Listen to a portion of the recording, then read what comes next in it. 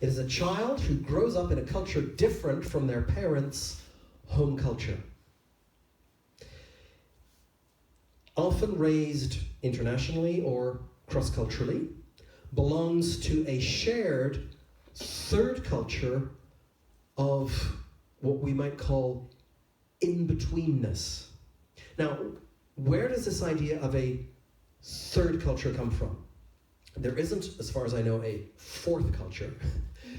The idea is that there's the first culture that is the child's parents' culture, what they get from having been in their parents' country originally, or what they get from being at home with their parents if the parents already left their home culture when the child, perhaps even before the child was born.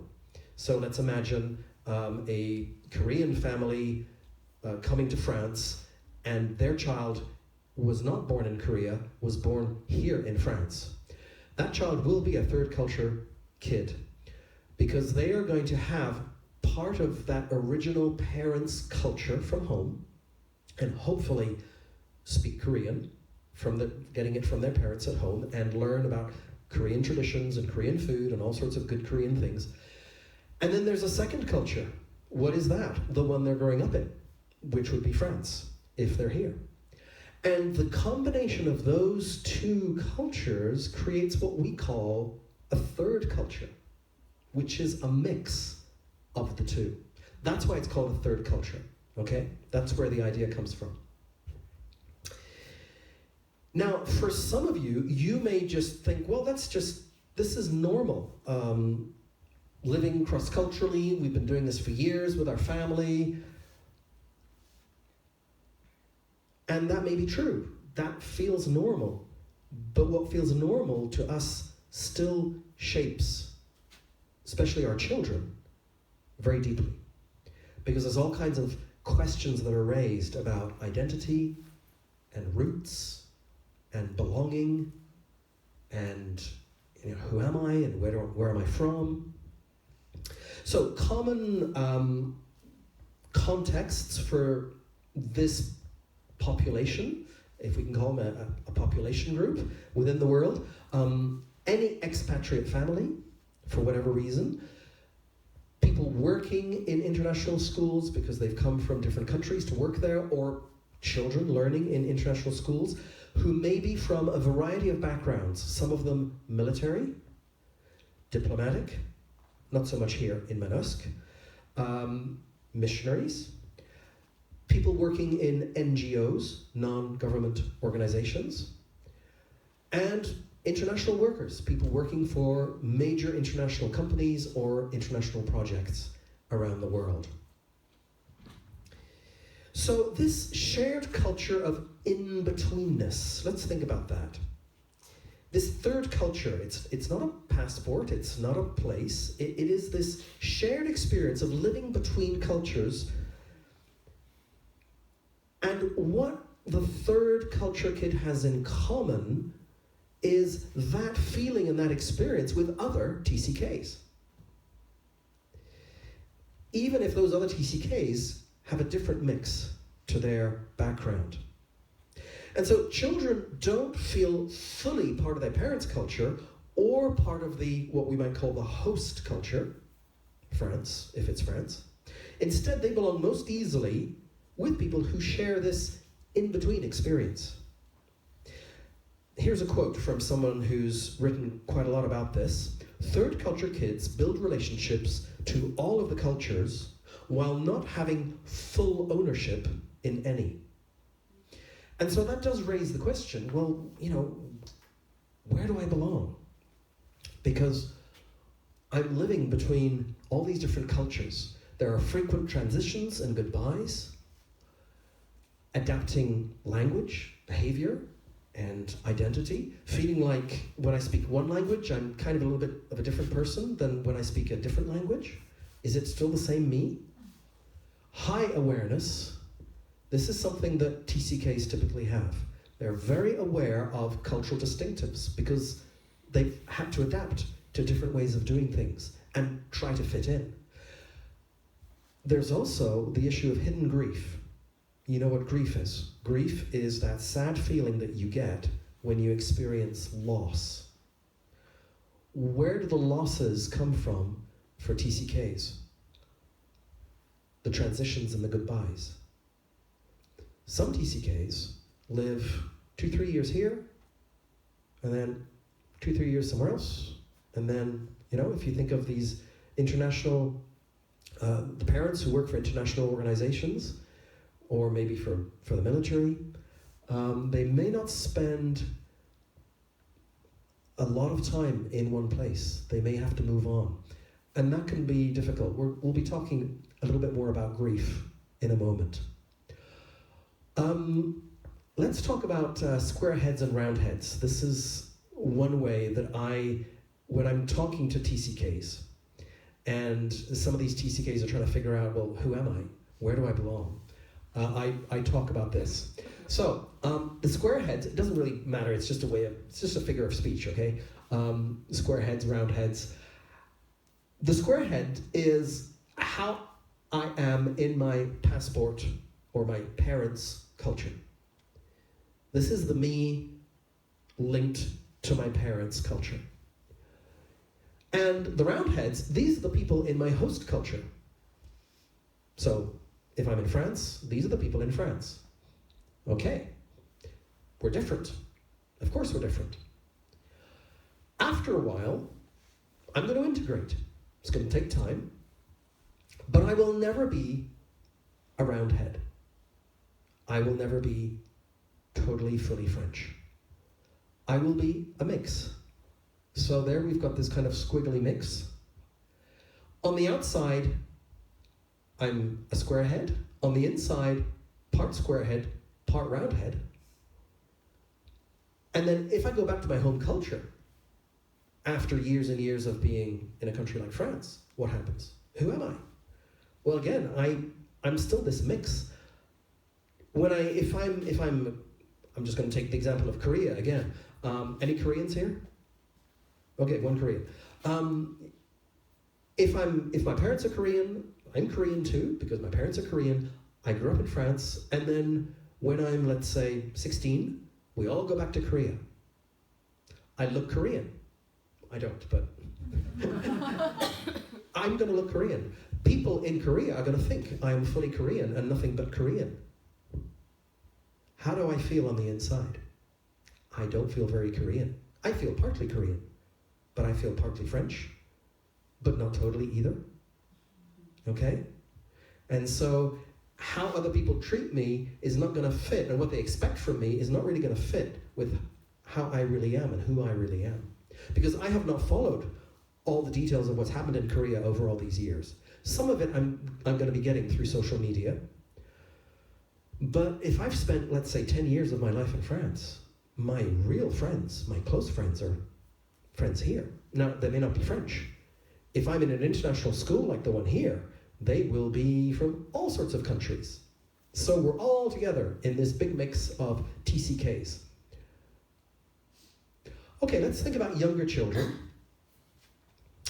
What does it feel like for younger children, roughly ages 3 to 10? Young children, you've probably noticed this, they adapt quickly on the surface.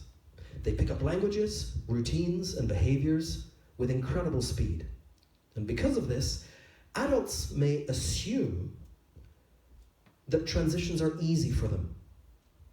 But young children experience the world primarily through attachment and routine, not through logic. Not, oh, okay, we're here now, so this is how I'm supposed to be and behave. It's not quite that simple. For them, moving countries means what? Losing familiar caregivers, friends, teachers, losing predictable routines, losing words that they had just learned to express themselves, because all of a sudden they've been uprooted and they've come to France or wherever. And so for young children, grief This grief that comes from leaving, from a sense of loss, it shows up more often as behavior, not so much as words. A young child isn't capable of understanding what he or she is experiencing, and even less of saying, okay, Mom, just understand that I'm grieving right now. So grieving may show up more as forms of what we call regression. A child may start wetting their bed, being clingy, reverting to baby talk. Okay, those are a few examples. So regression is where the child seems to be going not forward in maturity, but back. But it's because they're trying to deal with, where am I and how do I adapt and what have I lost and what is this new situation? And you tend to see big emotions being expressed over small things.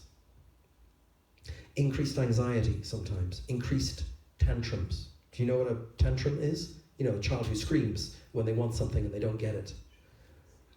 So for example, a 4-year-old will happily board a plane, maybe, to travel a long way away, but this 4-year-old may also cry every morning for weeks because their favorite cup has gone, or their caregiver, the person that they were used to looking after them, maybe a favorite babysitter, or someone close to them, or just their, a grandparent who they were used to being with, and they're not with that person anymore.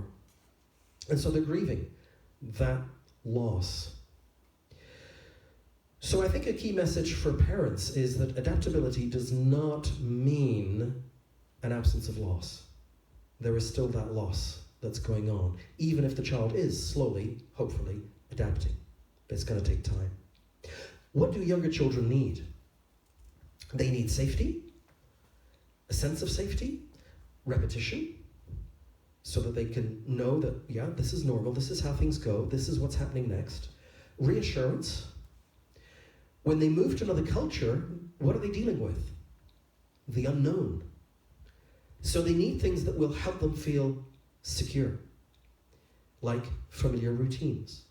So what we want to try and do is when we're leaving our home country and coming to our host country, like France, we want to try and keep a hold of as many of those regular routines as we can. Those things are important. The bedtime routine, the routine of sitting down together to have a meal as a family, not just each person grabbing whatever they want at whatever time. These things are important because they give a sense of stability to younger children. Now, what does life feel like for teens? Let's think about them. Ages roughly 11, although they're not quite in their teens yet, but we're going to say roughly 11 to 18. Adolescence is already at the stage of life where young people are asking, who am I? For TCK teens, that question becomes more complex because of culture, identity, belonging, which is constantly shifting depending on where they are and who they're with. Teens are more aware of what they're losing and more aware of being different. Teens are aware of being different anyway, and they worry about it a lot, and they want to fit in. But TCKs are going to notice that difference even more. So common experiences for TCK teens would include, for example, just feeling tired of having to explain their background. Perhaps resentment about a move or several moves that they didn't choose. That could create a bit of a sense of a loss of control. It's my parents who decide where we go, and I just have to go along with it. And I didn't want to come here. Even though after a while, I'll maybe learn to appreciate being here, but at first, it can be difficult. A strong desire to belong to somewhere specific because of the high degree of mobility that they've experienced. I'd just like to be in one place and settle and know that that's where I belong. Questioning nationality, accent, values, and of course identity. So your teenager may look confident and may develop fluency in English or French, but they may secretly dread the question, where are you from? Because there's no simple answer. That's probably the one question that TCKs don't like. Where are you from? Okay, you want the short answer or the long answer? It's always a difficult question for TCKs because of all the different countries and cultures they've been in. And so home is not easy to define. Where is home? And of course, when a TCK will go back to his parents' culture, people might say, oh, it must be great to be home. Well, home is not really here. Home is more France. That's what feels like home to me, because that's where I've been living. I think it's important to note that teens may push parents away emotionally while actually needing them more than ever. So there's that kind of, that need for support, that need for understanding, and yet, like many teens, I'm trying to figure out who I am, and I'm trying to figure out how I fit in. The greatest thing I would say for TCK teens, and also TCK younger children, is to be in contact with other TCK teens and to have their friendships with those other TCKs. There are some benefits. I've been talking about some of the difficulties and the challenges, but there are clear strengths for TCKs. And I think it's important to think about that. It's important, and perhaps to help our TCK children to appreciate what are some of the benefits of being a TCK. I think it's important to name the gifts of being a TCK.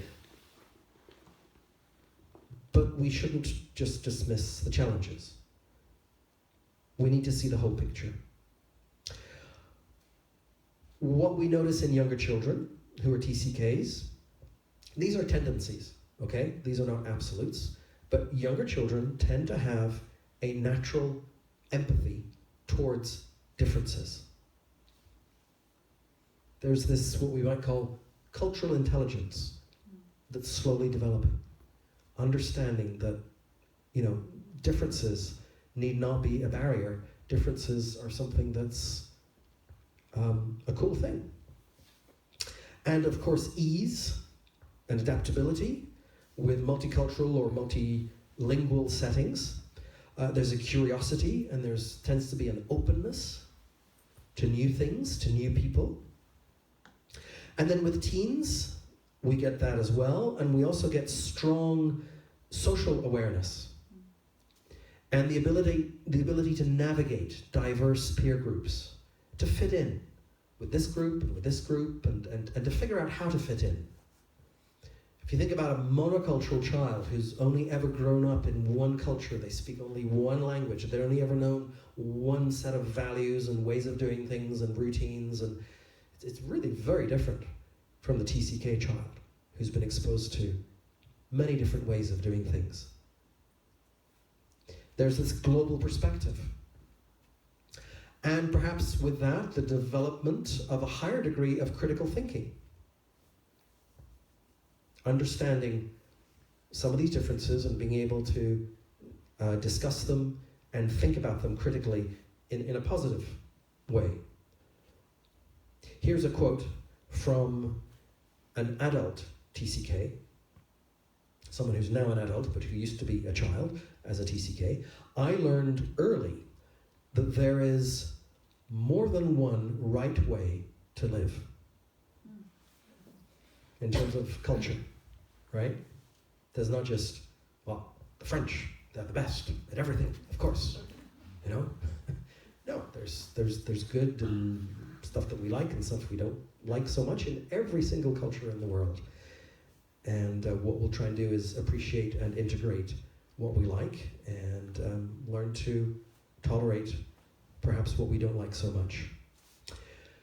some of the challenges. Let's go back to some of the challenges, and I'd like to just dig a little bit more deeply into some of these challenges. These are some of the things that parents often miss. They don't see it for what it is. And I think one of the biggest challenges for parents is that some of these struggles that TCKs have are often invisible. Identity confusion. It's not an easy thing to talk about. When you're trying to figure out who you are, it's hard to find the words. And it's hard to be able to just say, I'm not trying to figure out who I am. But the question's there, who am I? And then there's the unresolved grief linked to losses. And I think it's important to understand what's going on here. For younger children will often lack the language they need to explain complex emotions. So it'll come out sideways through behavior, this grief. And I think it's important for parents not to minimize what's going on, but to try and recognize that maybe some of these behaviors are expressing something else that's going on, some sadness, some of that grieving. In a teen, that grief may turn into anger or withdrawal. They may appear cynical or detached. And there also can be this fear of attachment that can lead to shallow relationships because they've moved around so many times. It's like, oh, okay, now we're living in France. Now I have to make the effort all over again to make friends. But we're only going to be here for 2 years. Is it really worth it? I don't know. Because then if I make friends and I get close to them and I get attached to them, what's going to happen after 2 years? Right? I'm going to feel sad. And I don't like to feel sad. Maybe it's easier if I just don't make the effort to make friends. Oh, but that creates another problem. So you see the difficulty? We don't like pain. We don't like suffering. When children say, I'm fine, which is what teens will often say, how are you doing? Fine. Sometimes what's behind the fine is, I don't know how to explain what's going on. I don't have the words. I can't figure it out for myself.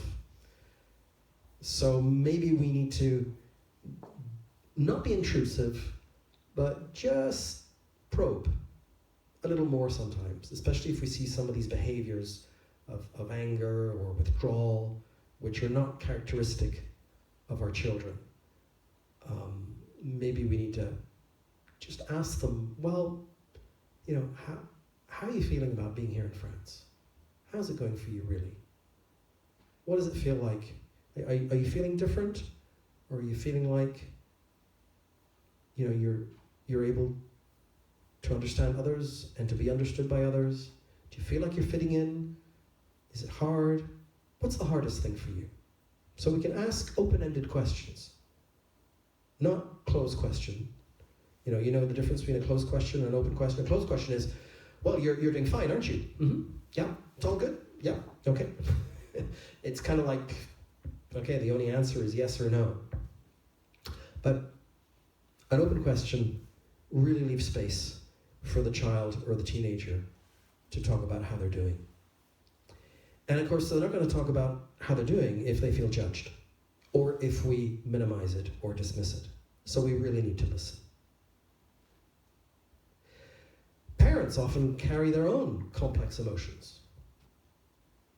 Parents will come into this experience of multiculturalism and living in a different country with perhaps a sense of gratitude for the opportunities that they have through coming to a different place, a new place. But there could be a sense of guilt about the instability that it's causing for their family, for their children. Parents could also be dealing with their own sense of grief for the life that they imagined, but things haven't quite worked out the way they expected. I thought France was the most wonderful country on earth, and all I heard about was just these wonderful croissants and the French people who just make lovely food and are so friendly, and they're going on strike all the time. So yeah, that's the reality, which is maybe a little bit different from what we imagined or what other people told us. Parents usually know and remember where home was. Children are still trying to figure out what home means. So there's a bit of a difference there.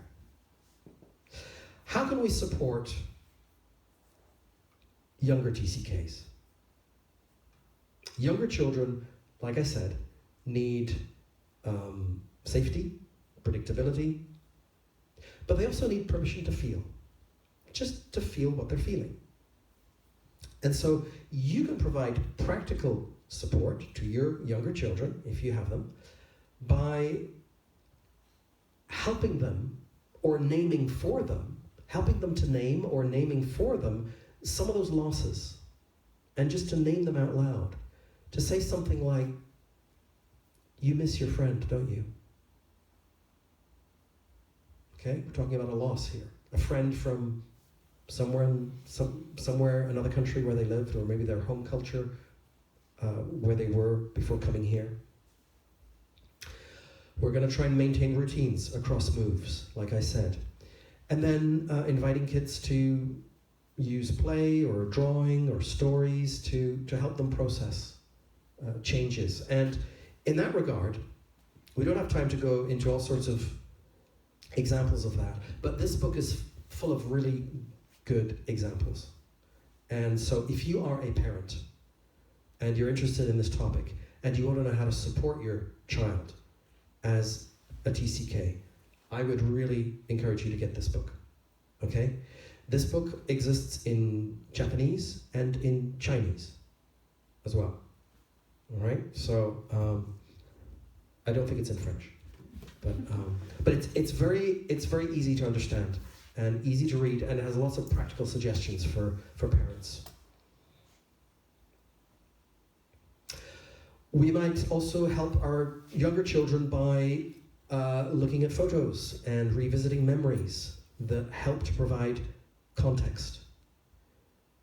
So you look at the photos and you remind them, this was then, and then this is now.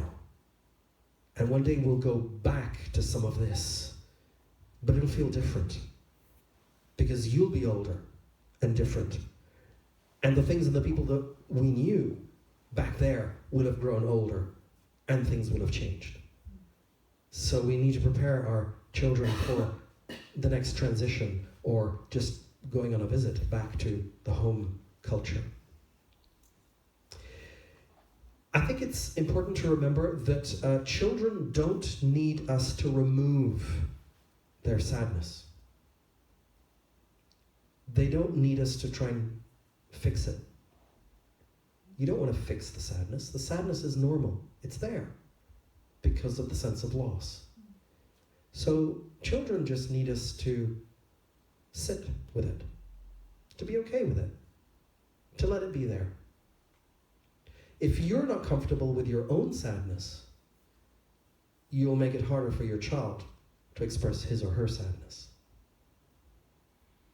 It's okay to feel sad when you no longer have what you once had.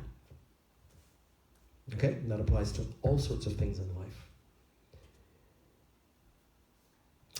So teens need respect, they need a voice, they need space, but without abandonment. We need to be there for them, just listening. I would say for teens, invite, don't force, conversations about what it's like for them to be here. What do you like? What do you not like? How does it make you feel? And as parents, we definitely don't want to judge. We need to validate the grief. Talk about grief.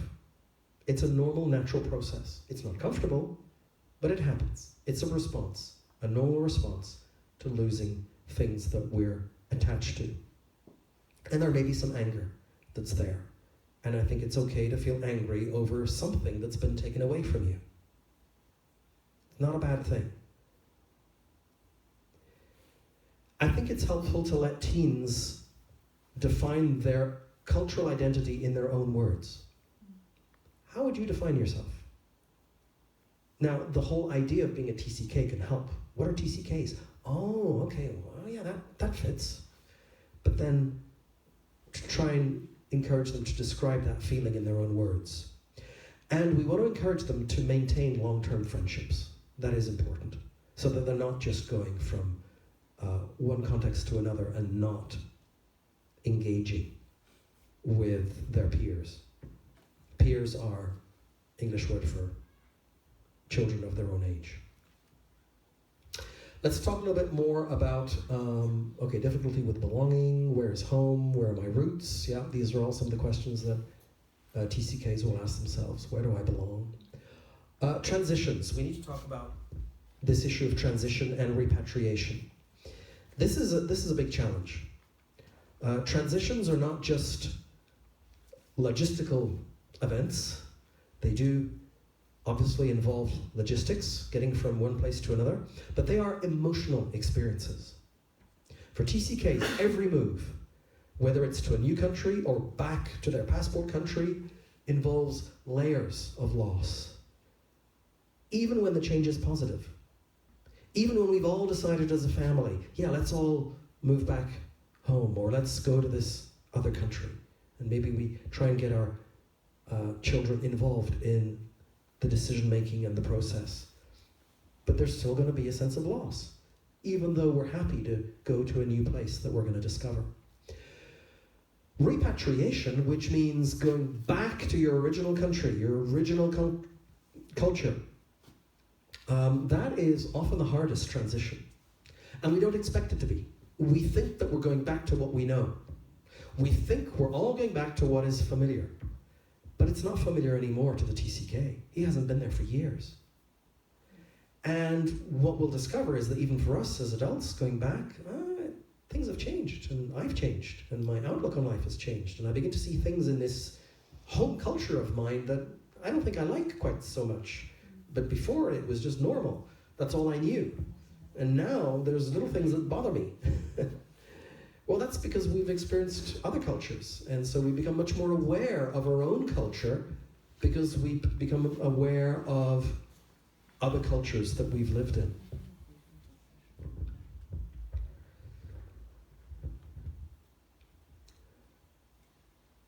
Children may feel like outsiders in their home country.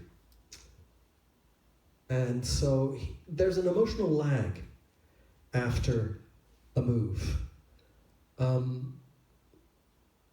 In whatever direction the move is happening. Leaving the home country to come to France, leaving France to go back, or leaving France to go to another country. There's the announcement.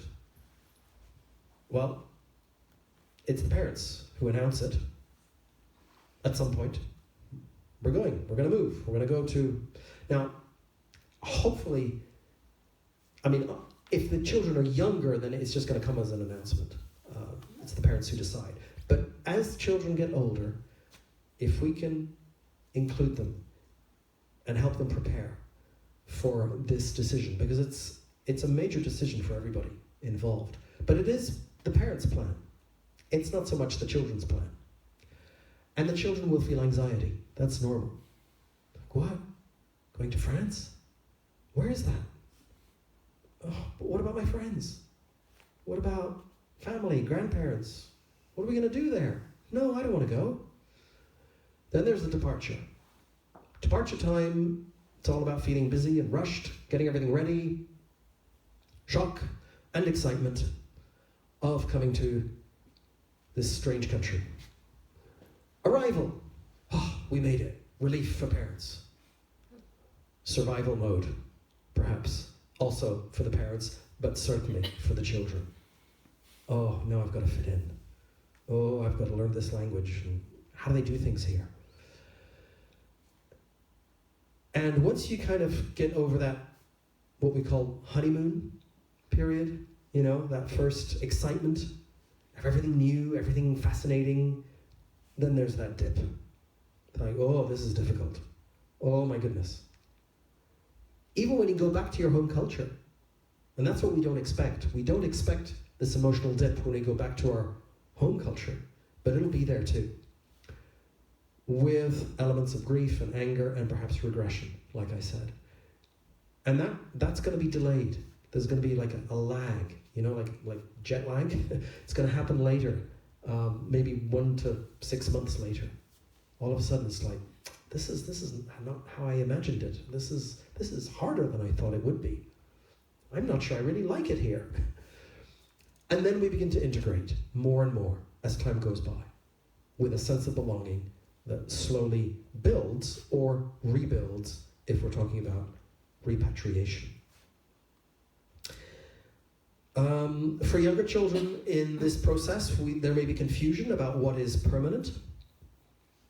What is permanent and what is not permanent. So we need to help our children figure that out. Anxiety about separation.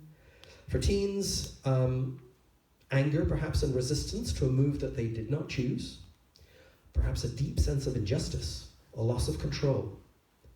And, like I've said, fear of starting over socially. Again. And then again.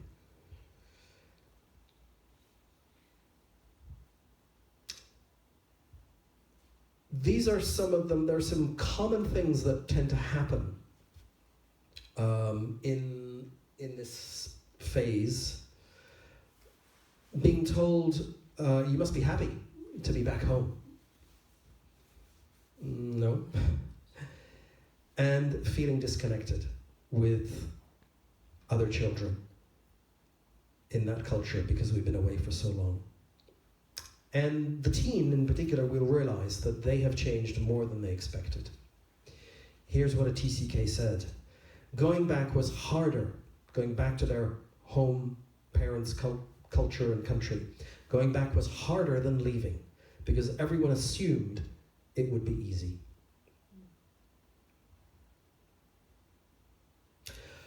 How can we support our children? Especially perhaps the younger children during these transitions, but also the older ones.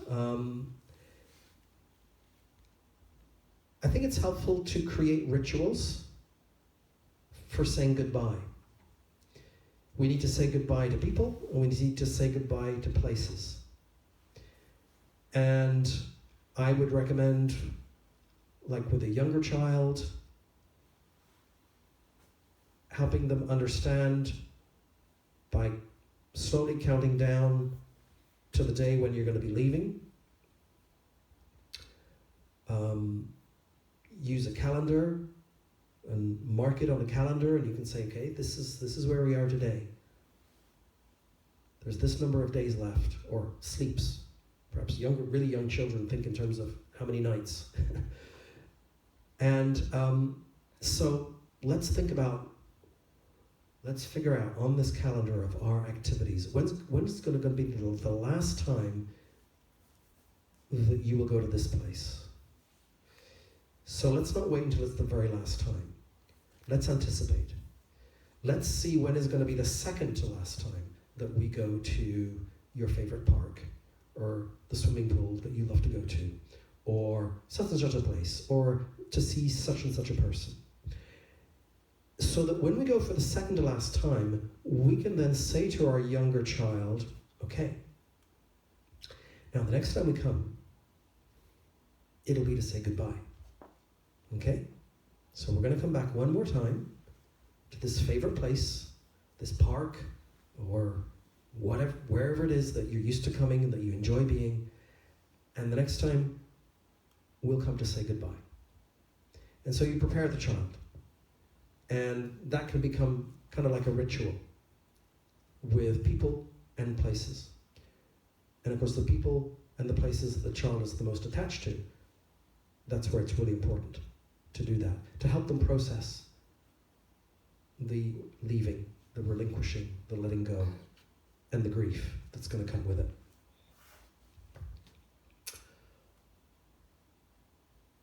Here's another way of looking at it. It's quite similar to the previous one. It's just a little bit,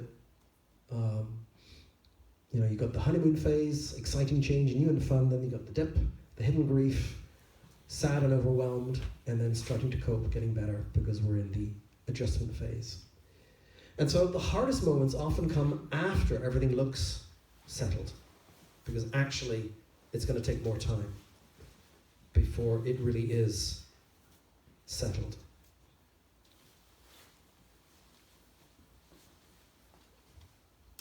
I'd like to read what one specialist who helps TCKs says. And I found this, I read this recently and I thought it was quite interesting in relation to belonging and connection and all of that.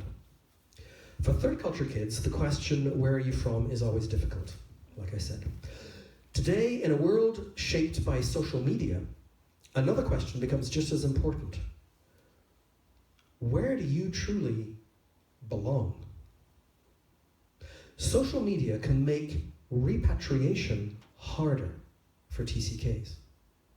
The research indicates that constant digital connection can slow down the process of finding belonging after returning to a passport country.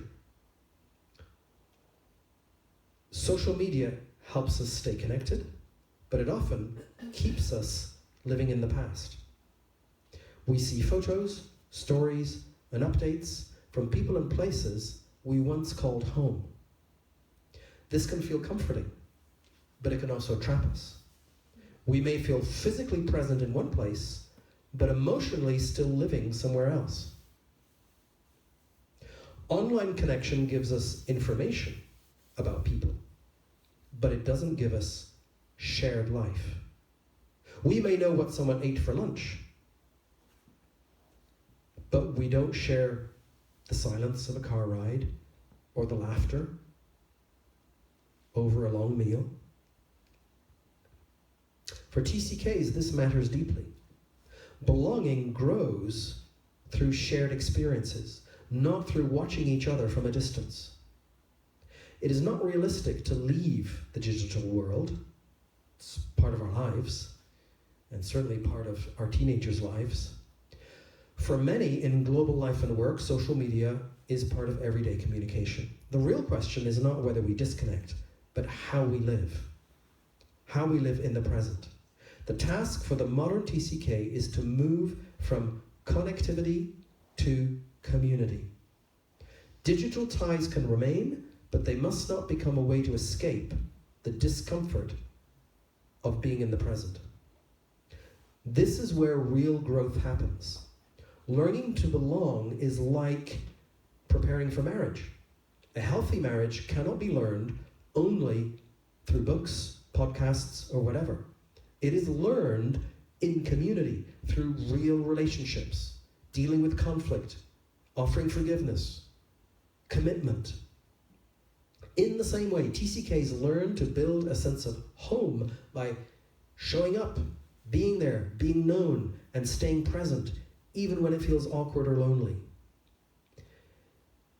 This is not only a TCK problem, it's a challenge for all of us. We can be busy, connected, and informed, yet deeply alone.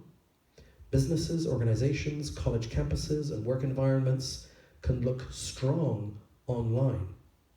You look up their websites, and you think, oh wow, yeah, this looks like a great place.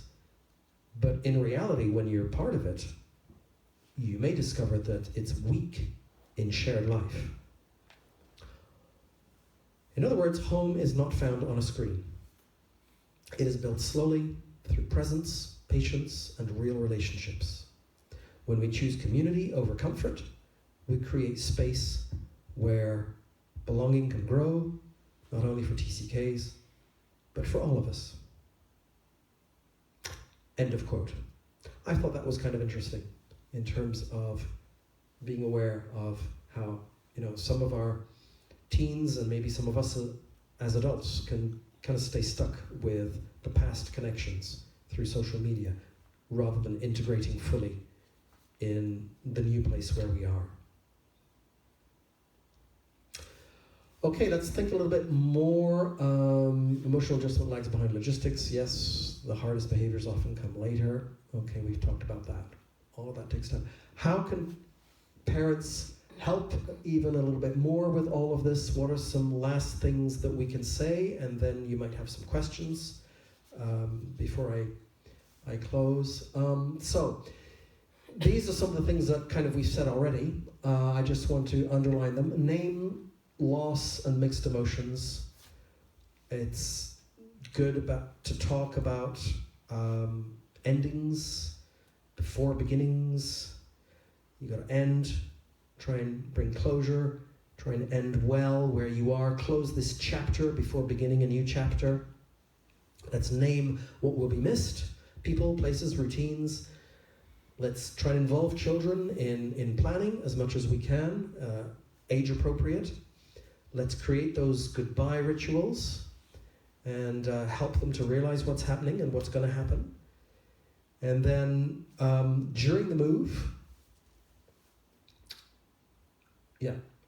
create family anchors and routines.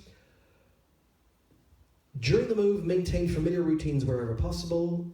Expect these emotions to be kind of up and down, inconsistent, and reassure children that it's still possible to maintain a certain amount of connection, but it won't be the same with the people they've left behind. We need this adjustment window. What is an adjustment window? It's the time that it takes to adjust. How long is it going to take before I really feel like I'm integrated, like I belong? Well, it's not just going to be a few weeks. It's going to be months. In some places, years, maybe. And so this mix of emotions, I think it's good to just normalize these different emotions that children may be feeling. You need to understand that behavior in a child is a form of communication very often. Your child's behavior is telling you something that the child is perhaps unable to put into words. And I think we should perhaps avoid pressuring our children to be grateful and to be happy. Just think how lucky you are to come to a place like France. Stop complaining. This is great. Okay, I'll just put a smile on my face and pretend that everything's great. What not to say during transitions? What are some of the things that may not be helpful? You'll be fine. I think that kind of just shuts down the reality of needing to say, well, actually, I'm really struggling. This is hard. No, you'll be fine. At least you'll make new friends. Yeah, great. What about my other friends that I'm leaving? That's what I'm concerned about. I don't want to make new friends. I want to keep the ones I had. So that can be hard for children to hear. We need to be sensitive about how we say things to try and make things look positive. This is such a great opportunity. Yeah, well, it is for you, parents. I'm not so sure for myself. Other kids have it harder. Yeah, okay. So basically what we're saying is don't complain. Just pretend everything's fine and be happy. Or don't be sad. We chose this. We chose this together as a family. We all decided to come to France. Yeah, it doesn't, just because you choose something doesn't mean that it's not difficult. And I need to be able to just say how difficult it is also. These things don't help because they minimize real loss. They rush the emotional processing that needs to happen. And they can make children feel guilty for grieving. So what can we say instead? Maybe we could say, well, it makes sense that this is hard.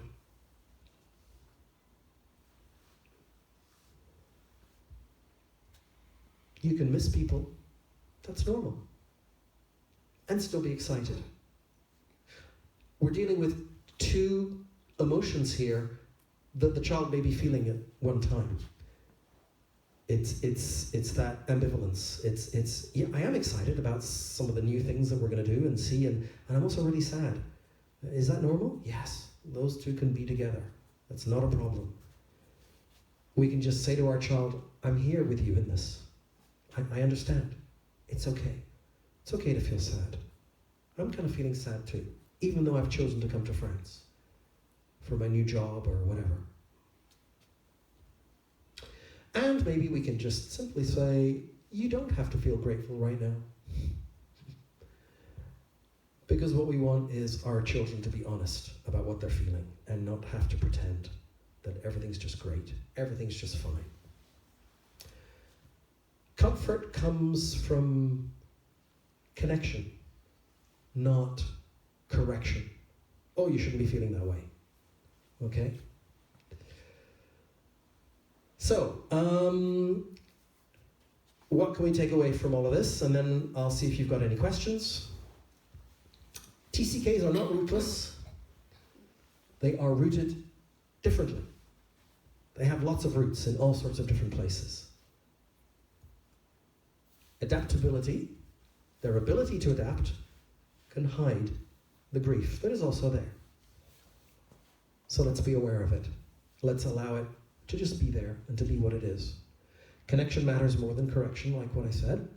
And okay, here's this book that I want to recommend to you by Ulrika Ernvik. She is Swedish. I know her. I've met her. She grew up in Africa, and then she lived in Thailand. And she's now what we would call an adult TCK, and she is a mother of 5 TCKs that all grew up in Thailand. Her 5 children grew up in Thailand. And like I said, it also exists in Japanese and Chinese. Okay. Do you have any questions about any of this that we've looked at? Oh yeah, look, I've got the, I think is that Japanese? Yeah. Anyone know Japanese? Okay, that's a Japanese version, okay. There we go, and I guess that's the Chinese version. Okay, there you go. So just to prove that it exists, it's there, you can find it. I'm not sure where you can find it, but just Google it and hopefully you can find it. Yeah?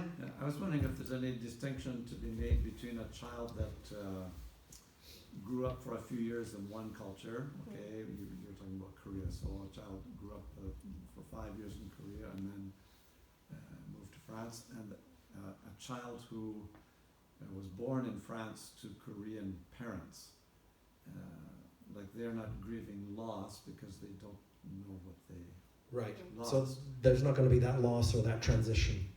But they are going to be a TCK. Yeah.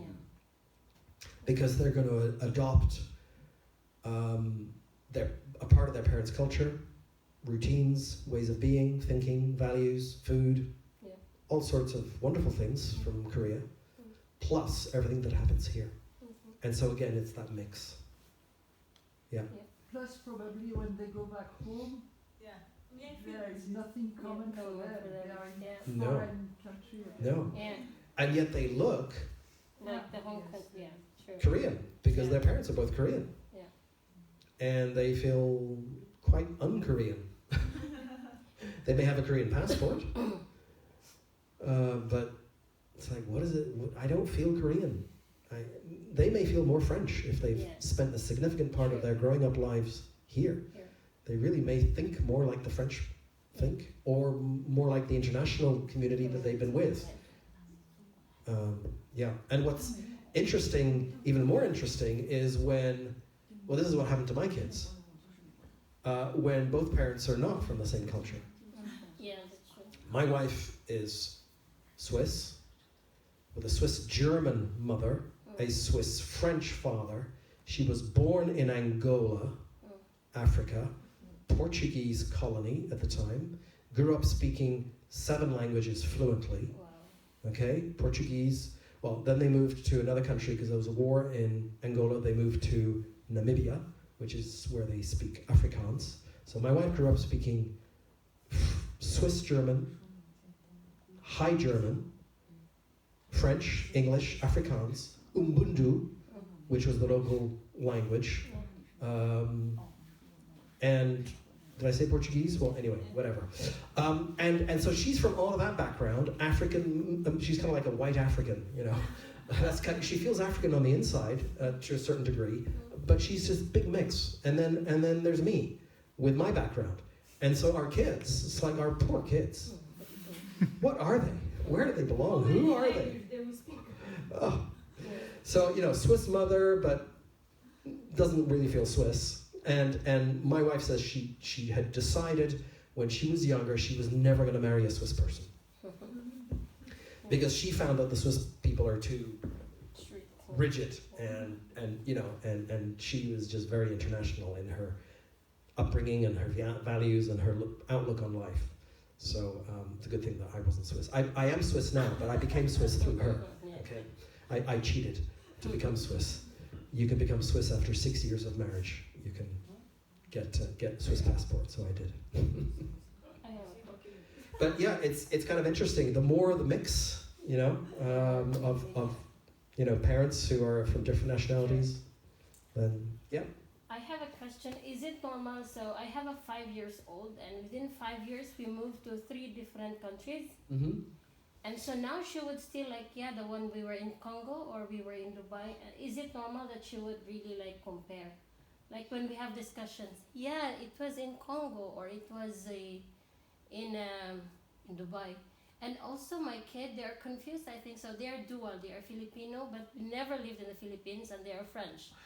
And so I need to explain, like, yeah, you are moitié Filipino and moitié French, but they feel like they're just French. They feel like they're just French. Or sometimes she would feel like she's from Dubai. So it's like the round heads and the square heads, right? You know, she looks like a square head, but she's a round head inside or whatever. So how can I explain? Because sometimes I'm insisting, yes, they're Philippines. So you can't tell her to feel something that she doesn't. I want her to be Filipino. You want her to be then. She's French, but That's she's gonna be hard for her. No, you are technically Filipino. You have a Filipino passport. Yes. But she's like. Yeah. But Well, she has a passport that tells her one thing. Yeah. But a passport is not an identity. It's a travel document. It's what gets you from one place to another. It's okay, but it's not an identity. So I should not insist in my. I don't think so. Yeah. I think you should just let her be who she really is, which is a big mix. But that's okay. In fact, it's great. Yeah. There's all sorts of, you know, there's a richness to that, and I think the comparing thing, to me, that I mean, it's normal as human beings to compare. We all compare. Yeah. You know, that's just. I mean, sometimes it can be a problem when we keep saying, "Oh, yeah, this is so much better than here," but really, I think it's probably just helping her to contextualize things. Mm-hmm. You know, Congo. Well, that's typical for Congo, and that's part of the Congo experience, the Congo chapter. She has different chapters in her life, and. The idea is not to just mix all of those chapters together. Okay. Each chapter is a chapter, and there's good parts and not perhaps such good parts to each chapter. But that's part of her story. Yeah. You know, and now it's the French chapter. Because it's hard for me to explain. Yeah, you were born in Dubai, but you are Filipino and French, and we are living in France. So But you know, what is it that makes us feel the way we really feel? It's not our passport. Okay.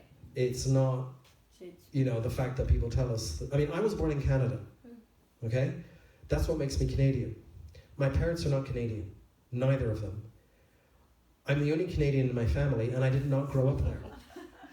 I left Canada when I was 3 months old. I had no choice, okay? But I have a Canadian passport. Look, where's my bag? I have a little Canadian flag on my bag, because people like Canadians, so, you know, it's a...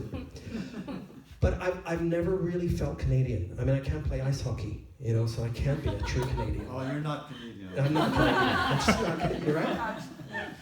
Now, I've lived there several years as an adult, and my 3 children were born in Canada. I lived there for 6 years. I did part of my training there, and I loved it. But I still don't really feel very Canadian. Even though I'd be quite happy if I had to live there for the rest of my life, I wouldn't complain. It would be fine. It's a lovely country. But you know, the inside of me is not very Canadian. I feel far more European than I do Canadian. And notice I said European rather than British, Irish, French, Swiss, or I don't know what. I feel definitely very European. Yeah, a mix. And that's okay. That's just the way it is. And what do your children feel like? Does every one of them feel like a different nationality, or do they all three feel A mix. the same? Third culture kids. It's not one nationality over. No. I mean, again, nationality is, it doesn't define you. I mean, it does to a certain extent. I mean, to people who only have one nationality and who have only ever lived in one place, that is going to define them. But when you've lived in several places, it's that mix of several, it's the combination that defines you. I'm a little bit of this, I'm a little bit of that, I'm a little bit of that. Either I turn it into a problem and I complain about it, I don't feel like I belong anywhere, and I think all of us as TCKs, as we grow older, we have to figure this out for ourselves. We have to process it and understand that it's okay to have a whole mix of things. It doesn't mean I'm weird or abnormal. It actually allows me to fit in much quicker, to understand other cultures much more easily. Sorry? All your three feel the same? Yeah, they do. Yeah, I mean, they can't specifically say, where is home?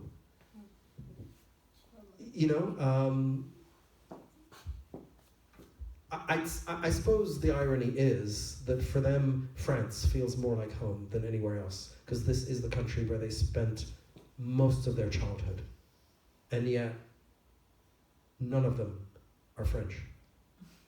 And I would say the same for myself, because my parents came to France when I was 3 months old, and I grew up in this country. But I'm not French. I do not have a French passport. My children don't either. But it's the country where I spent the most time, and it's probably the country where I understand how people think and how the culture works more than any other country, because I've spent so much time here. So there's a paradox there, but I'm happy with that. It's not a problem for me. It doesn't stop me from sleeping at night. Any other questions? If, for example, the adult is on the same way like the children, they feel this transition, and the adult is the same? It can feel the same way like a child? If the adult is, I'm not sure what your question was about the adult. If, so, for example, for me, yeah. I leave the country at 20 years. Okay. After I go to the Paris, after I go to the Caledonia, so after I go to the you've moved a lot. So I move a lot. Yeah. And even now, when I go back in the country, Yeah. I'm Romanian. I say yes, I love my country, but inside me, You don't feel totally 100% Romanian. Because You're a mix. I'm a mix. Yeah. And I don't feel I'm like No, that's it. my family, Yeah. my sister, with the people who are. Yeah. So you're feeling something that is very close to what your children will be feeling too. And I think it's a very good thing. For example, because I'm here, my husband is French. Now we are here, but baby on 5 years we will live, and I think it's a good thing to know before how to act before you go for my son. Yeah, yeah. So you can understand you're in a good position to understand your children. Yes, I know, but sometimes I say, why I'm so different? Because I live with my sister, so we are so different. Yeah. I travel so much. Yeah, yeah. I think traveling and living, not just traveling as tourists, that doesn't really change us a whole lot, but actually really living and integrating and belonging to a different culture, that changes us. It really does. Hopefully changes us in good ways, not in bad ways.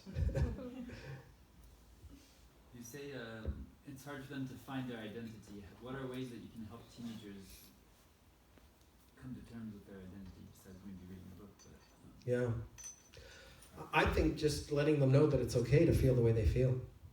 It's not wrong. It's not weird. It's not abnormal. You feel like you're a mix. That's fine. You are a mix. You feel like you don't fully belong anywhere, and yet you can fit in anywhere. That's fine. That's the result of your upbringing, and you're a TCK. I just found that just using the word TCK to just name the experience, it's like, oh, a TCK. Well, what is that? So I'll explain it to them. Oh, oh yeah, that fits. Oh, that's what I am. I am normal. I'm normal, you know, and there's a community. There's a community in every country of the world, pretty much, except for maybe North Korea, where nobody can really get in. But, you know, but I mean, you know, every country in the world has people who've come from elsewhere. And so there's TCKs everywhere, whether it's from, you know, diplomatic reasons or military or international organizations or whatever. So, you know, you're part of a community. And the more, I mean, this is what I would say to a teenager. And if you can connect with that community and connect with other people, then that's going to help you to feel like it's okay to be the way you are, because you're meeting other people who are that way too. What I found is that TCKs who are from very different backgrounds, a different mix, they do connect most easily with other TCKs rather than with monocultural kids. So a child who's from Romania, who's grown up in Brazil, and then who moved to Africa and I don't know where, will connect with another child who's from Australia and who went to Korea and then from there to France and whatever. You know, just this. This is true even for the adults. Yeah, that's Yeah. true. Yeah. Yeah. I have this problem. I don't know where home is. I'm Filipino, but I never lived in the Philippines already. Like me? But yeah. I don't feel like I am in France. I am French, you know. Like, Mhm. okay, I'm not French, but No. I don't feel home here. It's like, Yeah. it's normal. It is. It's normal, and it's okay. I think the difficulty is, especially for our teenagers, because they don't want to feel different. Yeah. They want to be normal. They have this great fear of not being normal. I think we need to normalize all of these feelings and explain that it's okay to not just feel like you belong exclusively to one culture. It's okay to have this mix. Yeah. And not only okay, but You have a name for it. I'm a TCK. it's great. Yeah, there's a name for it, and there's advantages. Yeah. I mean, I love the way TCKs just have their horizon that's so much wider, an openness to others, an acceptance of others, of other ways of seeing the world, of other ways of doing things, you know, traditions and customs and food and just all of these things. It helps them connect much more quickly than monocultural kids who will tend to compare everything that they discover with their own original culture and then to judge it. Oh, this is not as good as home. Oh, this is weird. Oh, the French. Oh, they eat frogs' legs? What? Oh, no, that's horrible. That's crazy. Snails? Oh, my goodness. You know, rather than saying, okay, this is new. Oh, this is different. I don't know if I'm going to like this, but I'm going to try it. Oh, it's not too bad. Okay, that's going to be a TCK more often, whereas a monocultural child is like, this is not what I'm familiar with. It must be bad. But if you go from a country, like you can be from monocultural and go to a country that's so much nicer, that you can still appreciate that and say, oh, this is so much tastier than my country. Like the food. Yeah. And you can still objectively say Thai food is better than Swedish food. If that's your own appreciation, you're allowed to say that. That's so fine. You can. So it's not always that you don't not always think if you're monocultural and you go somewhere, you won't always automatically think that's worse than where you come from. Yeah. It's more the question of what do I have as my reference? What's my reference point? For a monocultural person, their only reference is what they've only ever known. And it's the one thing. Yeah. But they can still appreciate. Of course. Yeah. Yeah. It's relative. Yeah, I happen to know that some countries help young people who are coming back to study, for example. There can be like before university starts, an integration camp sort of thing. I know that exists in Canada, the US, Korea. I have friends who've put their kids through that before they go back to university. I know in Canada, for example, one of the things they tell young people that are coming back, or maybe they've been living in Africa or someplace like that, just a simple example, they say, and when you see a policeman, you don't have to be afraid. Usually they can be helpful to you, you know, because in some countries the police are corrupt, so you don't want to go to see the policeman. just little examples like Yeah. that. Thank you. Any final comments or questions? Well, I have a last question for the stress. When you move so much, not only for the kids but as an adult, if you lived in so many different countries, is it possible to have like a long-term effect, like you will have stress or you move so much, like you're fatigued, or you're tired from all this moving or living in different countries, and not only living but years of living in different, for kids and for adults. Well, moving is stressful. Yeah. There's the logistics of moving, which is stressful, and then there's the whole psychology of adjustment, the emotional stress of adjusting to a new place, and going through that kind of, and if you do that too much and too often, I think it can get, if it's every year, that's really Almost tiring, every because, or every 2 years, you barely get to really integrate. You sort of finally feel like, this is beginning to feel like home. Oh, it's time to go. I think that creates stress and probably grief upon grief upon grief that is not fully resolved, which creates a form of emotional stress. And with the danger, perhaps, of not fully attaching to friendships and to people, because it's like, well, we're only here for 2 years, so it's going to go by really quickly, and then we're gone. And for children, that can create, I think, some stress, and perhaps some anger, because they feel like, finally, we're here. Now I can, make some new friends, and then it's like, I've got to say goodbye again. I'm going to lose those friends. I'm going to have to make new ones. Depends on your child, how easily your child makes friends. Depends on their personality. Of course, that we haven't talked about that, but that is part of the issue as well. Some children find it easier to relate to others, easier to make friends, easier to, but children who are very shy, it's going to be much harder. It's going to take a huge effort. When finally they've managed to be part of a group and they feel accepted by that group, and it's like, and now we're leaving again, and I've got to start all over again. I don't like this. I don't want this. That's understandable. I have a quick question on the language itself. Did you find that the kids will be more influenced by the language they speak? Because we're talking a lot about we have to ask the kids to speak out their feelings, right? Their difficult feelings, their trouble feelings, their passions. But kids living abroad, they speak probably more than 2 languages. And which language they describe their feelings? I would just give them the choice to use whatever word comes first in whatever language they know. Does that have an impact on their... Well, we do. Some people talk about their heart language. What's your heart language? What's the language you feel most comfortable talking about yourself in, and talking about your deepest feelings? My wife finds it hard to know what her heart language is, because she grew up with 7 languages as a child, and she spoke all 7 fluently. So it's like, well, what's your true original language? She'd say, well, I don't know. It's just such a mix, She'd speak to her mother mostly in Swiss German, because her mother was Swiss German.